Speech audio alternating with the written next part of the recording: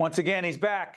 He's Greg Lalevee. He's a business manager and general vice president, International Union of Operating Engineers, Local 825. Good to see you, Greg. Good to be back, Steve. Good to see you. You got to let me disclose, longtime underwriter of our State of Affairs programming. And I also have done some leadership coaching at Local 825. Is that a fact, Greg? It is a fact, and we have a lot of fun having you here doing it. Yeah, I'm surprised you admit that in public.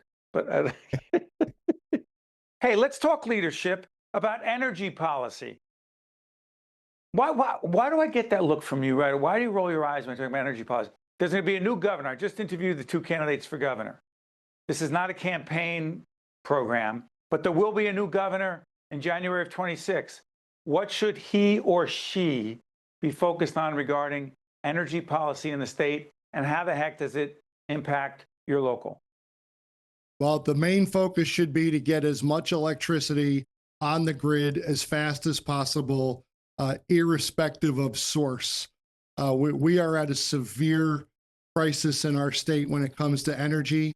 We demand about 19 gigawatts Greg, of electric. Translate that. Gigawatts means? Well, it's a large demand. So okay. It's and we make 13. So the bottom line is we're about a third behind in our usage, what we make. So we have to buy about a third of it off the grid. And when you do that, our bill goes up 30%. How'd that happen? Well, it was failed policy. We shut down several plants in this state. The decisions to make those are all over the lot, but we shut down several coal burning plants. We shut down the Oyster Creek nuclear plant, and we replaced it with nothing. On January 1, 2018, New Jersey was a net exporter of electricity, and today we're a net importer to the tune of 6 gigawatts a year, which is significant. How does that impact utility rates in the state? Well, we have to go out to the grid and buy the shortage, so it costs us money to do that. For those in making public policy and in the public domain, I've seen several people call for us to get off of the PJM grid and make New Jersey. Explain to folks who, I'm sorry, Greg, a lot of acronyms. Sure. PJM is what? A PJM is the regional grid operator. What they do is across a number of states, their only job is to make sure that there's enough electricity everywhere through the area they service. They don't make electricity. They don't run power plants. They just manage the electric through that grid. So electric, not to get too deep in the weeds, it's 60 hertz when it hits our house. That's what we need to turn the lights on. They make sure we all have it. When New Jersey's short, they get it from somebody else who has excess. If somebody else is short, they move electric there.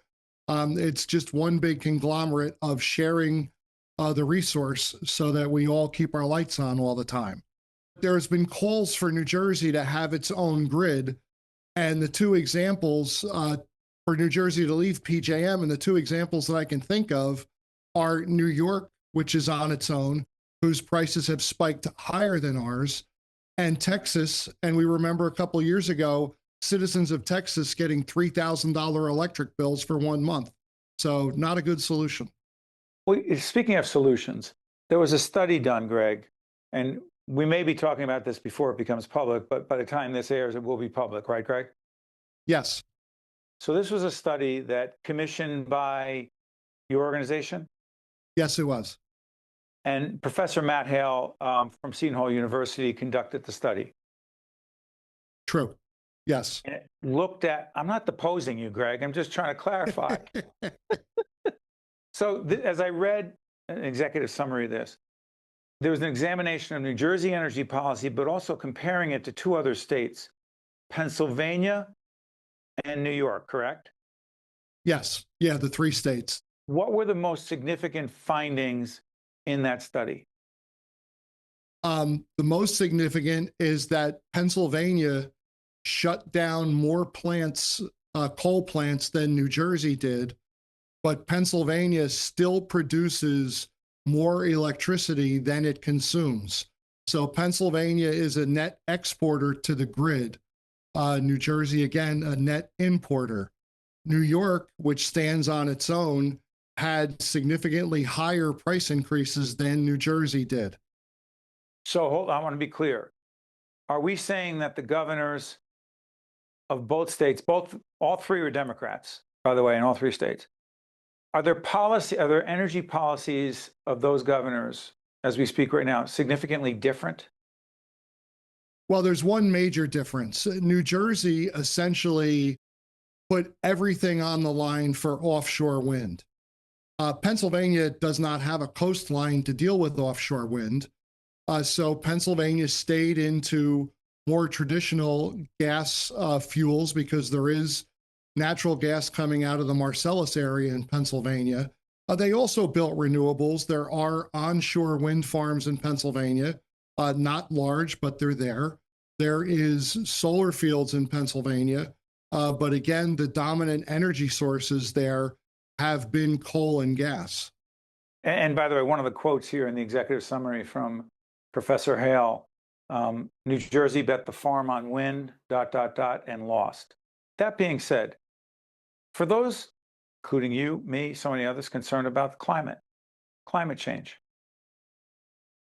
what did the current administration do in New Jersey that does anything other than try to reduce the dangers of climate change?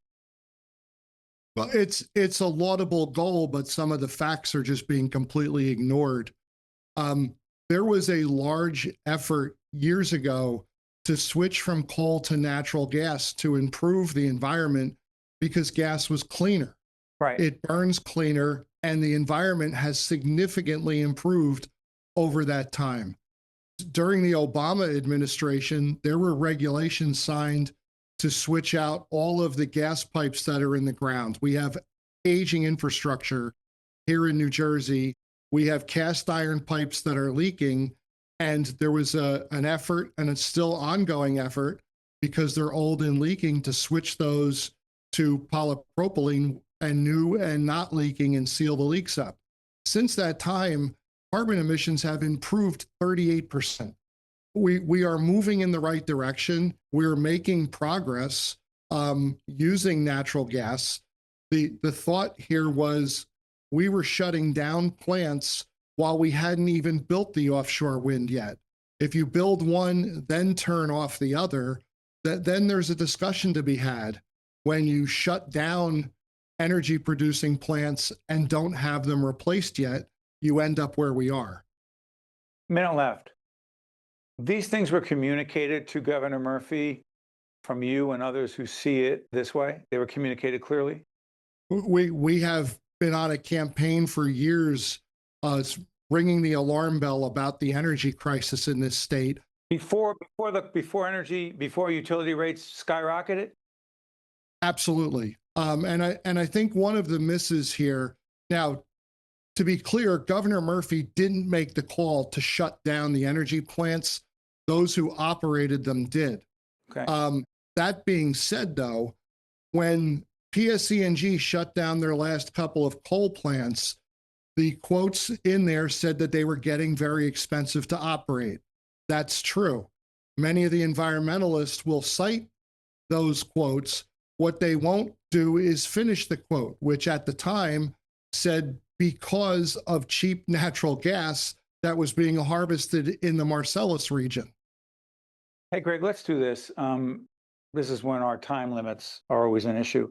Let's not only continue to talk about energy, but I want to talk more about, next time you join us, about infrastructure, and also, which this is partly about infrastructure, but also about safety and training and a whole range of other things.